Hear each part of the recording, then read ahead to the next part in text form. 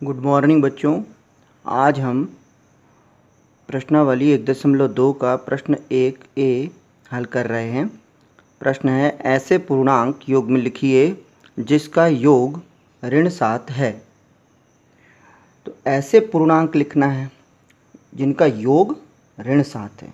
अब हम जानते हैं कि ऋण 7 ऋण उत्तर ऋणात्मक पूर्णांक हमें तब प्राप्त होगा जब या तो दोनों पूर्णांक जो युग्म हैं दोनों पूर्णांक क्या हों, ऋणात्मक हों। जब दो ऋणात्मक पूर्णांकों को जोड़ा जाता है तब उत्तर भी ऋणात्मक प्राप्त होता है। ऋण ऋण धन दोनों जुड़ जाते हैं लेकिन उत्तर ऋणात्मक प्राप्त होता है। अब हम संख्या रेखा पर समझेंगे। अब ध्यान से देखिए, संख्या रेखा में ऋण 7 कहाँ है? ये है ऋण 7।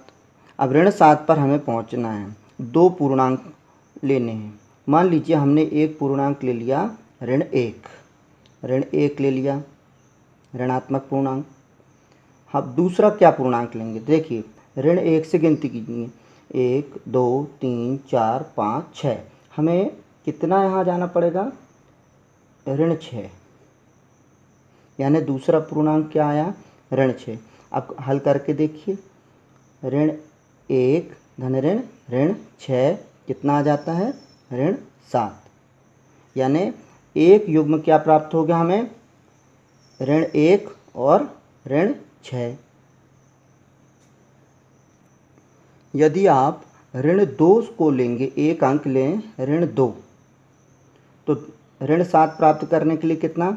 1 2 3 4 5, यानी हमें कितना जोड़ना पड़ेगा? ऋण 5। तब आएगा ऋण 7 धन ऋण ऋण कितना आ गया? ऋण 7। यानी हमारा दूसरा उत्तर हो गया ऋण 2 ऋण 5। तो इस प्रकार से आप अनेक उत्तर प्राप्त कर सकते। कौन कौन से हो जाएंगे? ऋण 3 में ऋण 4 है ना, फिर ऋण 4 लेंगे तो ऋण 3, तो युग्म तो वही हुआ।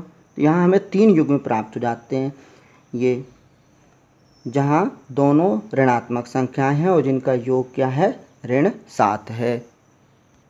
दूसरा, हम यह समझें कि ऋणात्मक उत्तर प्राप्त करने के लिए दो ऐसे पूर्णांक जिनका योग ऋणात्मक आए, तो जो एक पूर्णांक ऋणात्मक और दूसरा अगर हम धनात्मक लेते हैं तो जो ऋणात्मक वाला पूर्णांक लेंगे वो क्या होना चाहिए?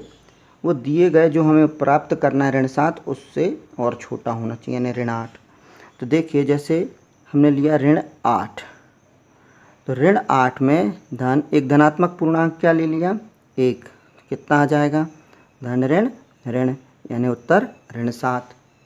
यदि हम पूर्णांक ऋण 9 लेंगे तो ऋण 9 में धन 2 करेंगे, ऋण 7।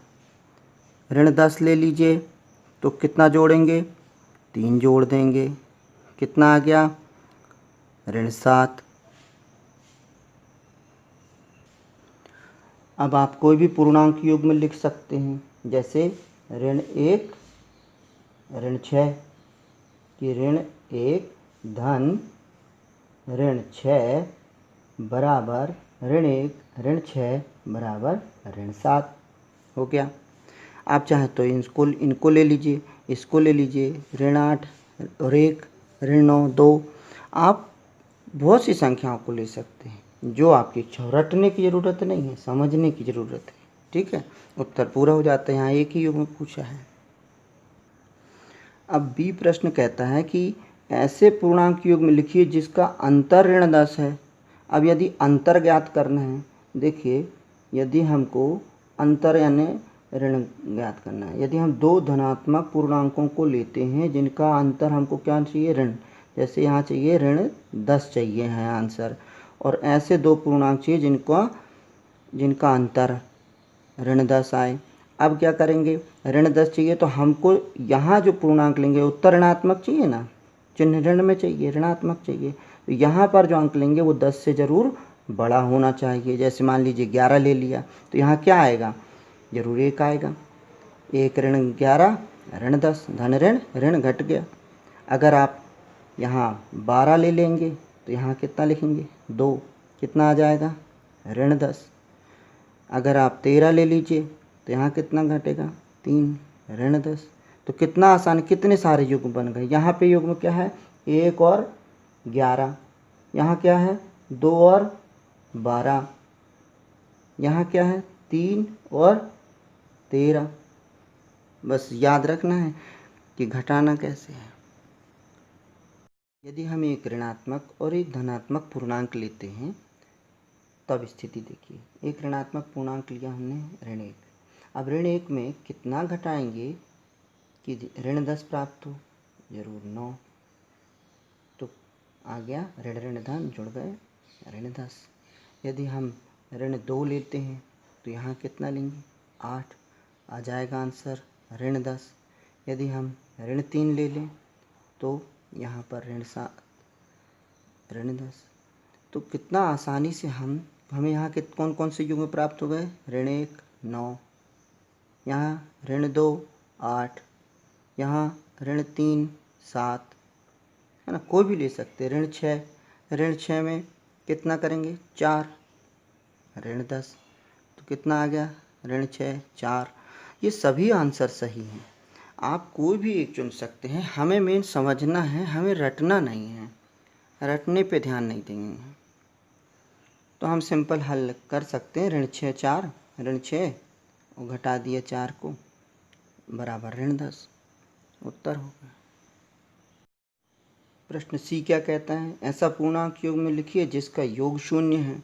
अब योग 0 कब होगा, जब दोनों संख्याएं बराबर मात्रा की होंगी तब योग 0 आएगा। जैसे ऋण 1 है दूसरी 1, एक ऋण 2 है तो दूसरी 2, एक ऋण 3 है तो दूसरी 3।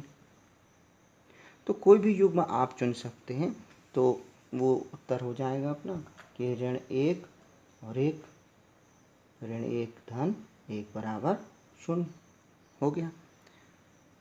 तो यहाँ हमने प्रश्न 1 बहुत अच्छे से समझा है। फिर मिलते हैं अगली वीडियो में।